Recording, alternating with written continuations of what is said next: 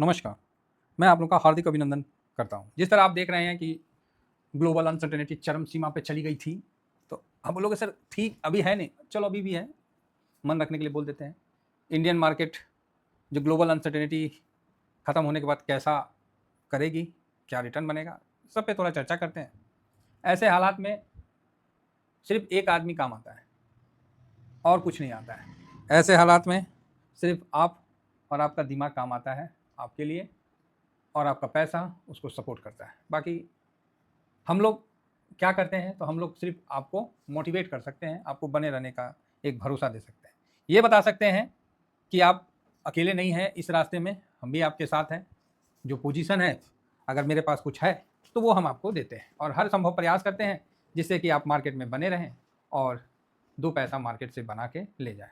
क्योंकि मार्केट भी सर यही चक्कर में रहता है कि अस्थिर आदमी से निकाल के स्थिर आदमी की तरफ पैसे का फ्लो को बढ़ा दे, इसी का नाम मार्केट है। अब स्थिर होने का मतलब ये नहीं कि जाके कोई चोट्टा वाला स्टॉक ले लिए और उसमें स्थिर हो गए तो लंका लग गए आप। अब इसमें यह है कि सर वो नालायक स्टॉक है, ये हमको कैसे पता चलेगा? तो भैया सही बात है, ये नहीं पता चलता है, ये उसके नालायकपनी होने के बाद पता चलता है, घटना होने के बाद पता चलता है कि ओहो ये तो घटना हो गया जी। दुर्घटना होने के बाद पता चलता है कि अरे बाप रे बाप, ये तो बहुत बड़ा दुर्घटना था। समझ गया? तो ये चीज़ है, तो इसको हम लोग ख़त्म नहीं कर सकते, बस ये बोल सकते हैं कि भाई साथ में है, देख लीजिए। आप ही के साथ नहीं हो रहा, सबके साथ हो रहा है। अब इसमें भी आप पैनिक करिएगा तो जयराम जी के भैया जी कैसे चलना है वो बता सकते हैं, चल के दिखाना है चल के दिखा रहे हैं। सर ग्रोथ आपको करना है, पैसा आपका बनाना है, तो आपको इन चीज़ों को समझना पड़ेगा। तो अभी जिस तरह चल रहा है ग्लोबल अनसर्टेनिटी, वार रिक्स, तो वार रिक्स तो आपके सामने चल ही रहा है कि मिडिल ईस्ट या अन्य क्षेत्रों से चल रहे तनाव का ग्लोबल सप्लाई चेन पर भारी असर देखने को मिल रहा है। भारत उस बूढ़ी औरत की तरह या उस जिम्मेवार गार्जियन की तरह अपने देश के 140 करोड़ जो लोग हैं, परिवारजन है, उसको भरने के लिए हर संभव कोशिश कर रहा है। ये अच्छी बात है कि सरकार कहीं ये ताना नहीं मान रही है हमें, हम क्या करें, सोर्स तो लिमिट है ना, हमारे यहाँ जनसंख्या ही ज़्यादा है इसलिए हमें नहीं मिल रहा है। कम से कम ये सरकार ये थॉट चेंज की है और ये बहुत अच्छी बात है। युवा पीढ़ी देश को कह रही है, ये बहुत अच्छी बात है। तो कुछ अच्छाई भी है। अभी राघव चड्ढा साहब को आम आदमी शायद हटा दिए, क्या है तो पब्लिसिटी ज़्यादा हो गया, तो हटाइए देगा, क्या करिएगा। हालांकि मेरा टॉपिक नहीं है। अब देखिए, जो नेता अच्छा बोला तो हम तो बोले ना, नहीं नहीं नेता बहुत बढ़िया बोले, ये ज़्यादा दिन नहीं बोल पाएंगे, सिस्टम नाराज हो जाएगा। हो गया नाराज, जिस पार्टी के थे उस पार्टी में लगने लगा कि अरे यार इसका तो ख्याति ज़्यादा हो गया, देश विदेश ये तो बिल्कुल मतलब सही पॉइंट उठा दे रहा है और सरकार को मानना भी पड़ रहा है। तो उसे जो पार्टी के थे उनको प्रॉब्लम हो गया। नहीं हो जाता, कई बार अच्छे लोग भी ना जो गलत संगत में पड़ जाने के बाद वो गलत कर देते हैं। अगर उसको एहसास हो गया, कवि कौन थे जी, क्या नाम था उनका, जो कविता करते हैं, हाँ कुमार विश्वास साहब। तो हर कोई कुमार विश्वास नहीं ना है कि गलती का एहसास हुआ तो जयराम जी की बोल के निकल लिए कि भैया हमसे गलती हो गया, हम इधर ही ठीक थे, गलती से भटक के चले गए थे तो पछतावा हो रहा है। तो हर कोई तो कुमार विश्वास नहीं है, जो इच्छा शक्ति उतना मजबूत है। तो राघव चड्ढा साहब को समझ ही रहे, हटा अभी मतलब जो भी उन पर चल रहा है निरस्त कर दिया गया है। तो आम आदमी पार्टी की तरफ से कहा है तो वो पार्टी का काम नहीं कर रहे थे, वो केजरीवाल का गुणगान नहीं कर रहे थे, वो देश की मुद्दा पे बात कर रहे थे। चलो अच्छी बात है, जो अच्छा किया है वो जल्दी अच्छा हो जाएगा, ये बात समझ के रखिए। थोड़ा समस्या तो सब जगह आएगा, आप समस्या से डरिएगा तो फिर हो गया काम। तो अभी क्या है कि युद्ध का खतरा जिस तरह से चल रहा है, आप कहीं ससुरा अमेरिका कहीं बम बुम मत मार दे, यूरेनियम इस तरह का कोई कांड कुंड मत कर दे, बवाले हो जाएगा, है ना, इजराइल मत मार दे। फिर ऑयल क्राइसिस जो चल रहा है, मैं इसीलिए थंबनेल में ना इन चीज़ों को थोड़ा सा मैंने मेंशन कर दिया कि ला भाई साहब यही रख देता हूँ कि ऑयल क्राइसिस चल रहा है, तो उसको भी आप देख ही रहे हैं। अगर ऑयल का दाम 180 150 चला गया, सुन रहे हैं कि ग्राउंड में कुछ और है, पेपर पे कुछ और है, तो इससे मतलब खतरा तो बढ़ेगा। अब ऑयल का प्राइस बढ़ेगा तो स्वाभाविक है कि मंदी का डर, रिसेशन, ये तो कंफर्म है, फिर तो रिसेशन का डर बढ़ना शुरू हो जाएगा और मतलब काफ़ी अमेरिका और यूरोप की इकोनॉमी में सुस्ती के संकेत आएंगे, तो उधर सुस्ती आएगा तो हमारे यहाँ भी सुस्ती आएगा, भारतीय आईटी सेक्टर पे भी फर्क पड़ेगा, तो मतलब रिसेशन का मतलब ज़्यादा हो जाता है। फिर यहाँ आ जाता है कि क्रैश, ठीक है, ये चांस मतलब कहीं ना कहीं दिमाग में आने लगता है और वह डरने का नहीं बल्कि खरीदने का मौका बनता है, ऐसा विश्वास उठना बहुत मुश्किल हो जाता है और इस पर पैनिक सेलिंग और मतलब आने लगता है जब इस तरह का हो जाता है। तो बड़े बड़े ऑलरेडी देखिए ना, 1,24,000 करोड़ आपके सामने बेच लिए हैं, 1,24,000 की 22 करोड़ बेचे है ना, 1 लाख इतना करोड़ रुपया FIS कैश में, तो भाई पैनिक सेलिंग ही तो है और क्या है। तो इस बीच में अब एक स्ट्रेटजी बना के एक स्मार्ट मूव कर सकते हैं और इसमें आप इसमें इस जगह पे आने पे पैसा बना सकते हो। स्मार्ट मूव में हम लोगों ने क्या किया, आप बताओ, इस गिरावट में हम लोगों ने स्मार्ट मूव में क्या किया? तो आप बोलोगे क्या मैंने कोई लेवल पे फोकस किया? हाँ, शुरू में किया, जब 25,950, 25,850 पे मैंने कैश फ्री करवाया। मैं बोला यार कर लो यार, फालतू का कोई फ़र्क नहीं पड़ता, है ना। फिर हम लोगों ने कैश फ्री किया, इवेंट 24,300 के नीचे गया तो उस समय भी हम लोग थोड़ा लगाए थे, फिर वहाँ कैश फ्री कर लिया और फिर नीचे आके फिर मौका मिला तो इस लेवल में भी हम लोग लगाए। अब हम लोग ने इस बीच में स्ट्रेटजी क्या फॉलो किया अभी के हिसाब से?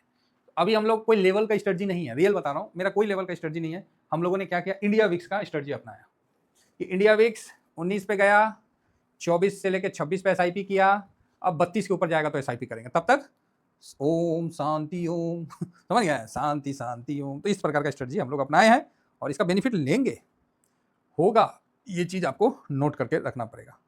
अब जब इस तरह से पैनिक सेलिंग पे हम लोग को कोई ना कोई स्ट्रेटजी अपनाना था तो मैंने लेवल पे ना लगा के मैंने इंडिया विक्स पे स्ट्रेटजी लगा दिया कि चलो रूल नंबर 16, आप रूल नंबर 16 सर्च मारिए यूट्यूब पे, आपको दिख जाएगा।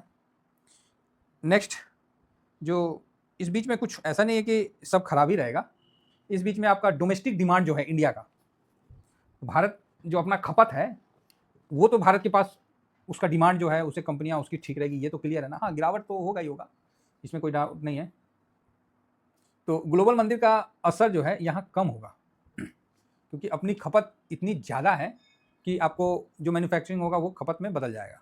अब जैसे मान लीजिए यंग आदमी है तो खाएगा ज़्यादा ना जी, डाइटो खाएगा, घूमेगा फिरेगा, गाड़ी खरीदेगा, मजे करेगा, है ना। अब वहीं पर ही कोई मान लीजिए को बात बोल रहे हैं कि 80+ है, वो क्या करेंगे, वो कम खाएंगे, कम पिएंगे, कम घूमेंगे, कम, वो सब चीज़ में बोलेंगे कम कम कम कम, मतलब इस तरह का। तो इस तरह का स्लो डाउन हो जाता है ना, स्लो डाउन हो जाता है क्योंकि उनके पास एक्सपीरियंस इतना ज़्यादा हो जाता है कि वो अपने एक्सपीरियंस से ही दब जाते हैं, रिस्क नहीं ले पाते क्योंकि उनके सामने सारा चीज़ चलते रहता है, तो संजय बन जाएंगे, सब कुछ दिख रहा है उनको, तो उसमें वो कन्फ्यूज हो जाते हैं। ठीक है, तो हम लोग के लिए अच्छा है कि डोमेस्टिक डिमांड अच्छा रहेगा और जीडीपी का ग्रोथ जो रेट है वो भारत का अन्य देशों से आगे होने का चांस है। 140 करोड़ के जो लोगों की संख्या है, ये हमको जीडीपी को ग्रोथ करने में मदद करेगी। और जो इस समय जो एसआईपी का तो इस तरह का है, तो जो अभी एसआईपी कर रहे हैं रिटेलर, तो म्यूचुअल फंड के पास पैसा आ रहा है तो म्यूचुअल फंड दबा के पैसा लगा ही रही है, आप लोग भी देख ही रहे हैं, है ना। तो अच्छा है। तो देखिए, कोई भी गिरावट जो भी होता है उसके बाद अगर आपने डिसिप्लिन से उसमें इन्वेस्ट किया, डिसिप्लिन क्या है, इंडिया विक्स को पकड़ लीजिए, 24 से 26 के बीच में एसआईपी मार दिया, 19 पे एसआईपी मारे, 24 से 26, अब 32 से 35 के बीच में मारेंगे, उससे ऊपर जाएगा फिर 45 के ऊपर देखेंगे। तो इस तरह का हम लोग का बिल्कुल एक दिमाग सेट है और उसी तरह निफ्टी 20% गिरे, निफ्टी 36% गिरे, जो गिरे आपको तैयार रहना है। और ऊपर भाग जाए तो मन में मलाल नहीं होना चाहिए, अरे सर हमने ना पैसा नहीं लगाया, धत तेरी की पूरा पैसा ना उफ पासे में रह गया सर, लगा नहीं पाए डर से। ये दोनों स्थिति से आपको निकलना पड़ेगा। अगर दोनों स्थिति में एक जगह स्थिति ये है कि ना ना ना ना ना अभी तो टूट के नीचे जाएगा, अब तो गिर के निफ्टी तो एकदम 5,000 में आ जाएगा, 10,000 में आ जाएगा, 15,000 में आ जाएगा, इस तरह का सोच है, आपने पूरा पैसा रखा है, ठीक है, आपका सोच है, आप रखो, कोई प्रॉब्लम नहीं है, आपका पैसा है, आपका डिसीजन है, कहीं कोई दिक्कत नहीं है। लेकिन दूसरी साइड जैसे निफ्टी यहाँ से भाग जाएगा डबल, मतलब अभी चल रहा है ना जी 20-22 कितना चल रहा है, 22 के आसपास चल रहा है, तो ये तो भागेगा भागेगा 40 हो जाएगा। जैसे आपको 27 के ऊपर निकलेगा ना, तब आपको लगेगा 30 के ऊपर, ओह बहुत ज़्यादा बढ़ गया, गलती हो गया, हमने इन्वेस्ट नहीं कर पाया। अब उसके बाद हर लेवल आपको ना खंजर की तरह ना एकदम खचाक से सीना में मारेगा और फिर आगे बढ़ेगा। और इतना वो पैनिक वाला सिचुएशन होता है ना भाई साहब। समस्या ये नहीं है कि आपका रिटर्न नहीं बना, समस्या ये है कि टीवीएस वालों का रिटर्न बन गया, समस्या ये है। मतलब आप भी साथ में हैं लेकिन आप ना मिस कर गए वो रैली, और वो रैली और जो मेरा स्क्रीनशॉट और जो टेलीग्राम पे जो देता था भाई साहब, मुझे पता है कि आपके सीने पे ना सांप लौट रहा था, सांप लौट रहा था, मुझे पता है, इन चीज़ों का पता है। फिर वही गलती होने वाला है, फिर वही गलती होने वाला है। होने के समय सब बोलेंगे, हो जब हो गया ना तो सब बोलेंगे, होने से पहले कोई नहीं। तो एक चीज़ की अच्छाई है कि जिस तरह मार्केट में कोविड में भी गिरावट आया तो लोगों को अब ये समझ में आ गया है कि मार्केट फिर बहुत भयानक भागता है। उसको दिख रहे हैं क्या भागा है भाई साहब, यहाँ का तेजी भाई यहाँ बड़ी रुका है, कैसे बोले 20 का तेजी जाके 20 के बाद 21, 22, 23, 24, 25 में रुका है, बताइए 20 का तेजी 25 में, 5 साल कोई पेशेंस कर पाएगा? पॉसिबल ही नहीं है, नहीं कर पाते भाई, नहीं कर पाते, झूठ क्यों बोला, नहीं कर पाते। तो ये एक मतलब अच्छा आपको गिरा यहाँ 30 से 35%, मतलब 30% मान लीजिएगा मोटा मोटी, और यहाँ पर ही अगर हम इसी को यहाँ तक ले जाते हैं तो कितना परसेंट भागा, एक अप्रोक्स जस्ट मतलब हम बता रहे हैं, तो कम से कम 5 साल में आपका पैसा कहो तो डबल ट्रिपल तो कर ही दिया। ठीक है, तो काफ़ी अच्छा रिटर्न बन के दिया है। और यहाँ पर ही तो आप देख रहे हैं ये कंटिन्यू 1.5 साल तो तेज़ी बना ही बना है। तो अभी देखिए काफ़ी टाइम हो गया अभी इस जगह पे, तो वार का भी सिचुएशन है, तो निफ्टी का अगर बाउंस बैक होगा तो बढ़िया है। अगर वार तो खत्म होना ही होना है, वार खत्म होगा और नहीं तो फिर वार के लिए कोई ना कोई सोल्यूशन निकलेगा और नहीं तो फिर मार्केट इग्नोर कर देगा। ये बात नोट कर लीजिए, वार खत्म होगा नहीं तो मार्केट इग्नोर कर देगा, और मार्केट हर बार किया है। ये बात आप नोट कर लीजिए, वार जितना हो रहा है ना, जितना आप अनसर्टेनिटी देख रहे हैं ना, ये सब निपट जाएगा। और उसके बाद जैसे रूस यूक्रेन का युद्ध चल रहा है तो चलिए रहा ना, भारत बोलते मार्केट जो है शेयर बाजार वो ऊपर की तरफ खींच जाएगा। चलिए, उम्मीद करता हूँ कि आप लोगों को व्यू पसंद आया, तो आप लोग जरूर ज्वाइन करिए। बाकी इस जगह डरने का नहीं है, अपने पे पेशेंस रखे आगे बढ़ने का है। ये अपना स्विंग है, ये शॉर्ट स्विंग है, जरूर ज्वाइन करके रखिए। और मन के अंदर ना पीड़ा मत लाइए कि सर मेरा तो सारा पैसा ऊपर फंस गया, और जो यहाँ सारा पैसा कैश लेके बैठे ना वो भी बहुत बड़ा गलती कर रहे हैं। इन दोनों का मैं बताया ना कि अगर ऊपर भाग गया ना तो ये जो नीचे में कैश लेके बैठे हैं ना इनको बहुत तकलीफ होगा, और जो ऊपर में फंसा है ना उसको भी तकलीफ हो रहा है कि अरे मेरा पैसा ना मतलब फंस गया, हाँ ऊपर में लटक गया। हम लोग तो हार्वेस्टिंग के लिए बताएं, तो हार्वेस्टिंग नहीं किए। क्यों नहीं किए? क्योंकि होता है ना, कहीं छोटा पैसा होता है, कोई बोलता है कि मेरा बस नहीं किया सर, हमने उतना प्रॉफिट नहीं बनाया। चेक कोई नहीं किया होगा, फैक्ट ये है, चेक कोई नहीं किया होगा। और ये समझ नहीं, और इन्फॉर्मेशन सबको दिया गया था, ये नहीं है कि इन्फॉर्मेशन नहीं दिया गया। तो जिन्होंने काटा नीचे लगाया उनके लिए बढ़िया है। बाकी वो मेंटली तैयार है कि और नीचे जाएगा तो हम लगाएंगे। बाकी थोड़ा बहुत तो कैश हमेशा पड़ा रहेगा, उसके लिए टेंशन मत लीजिए। फिलहाल इतना ही कहकर अपनी वाणी को विराम देता हूँ। Thank you very much. जय हिंद, जय भारत।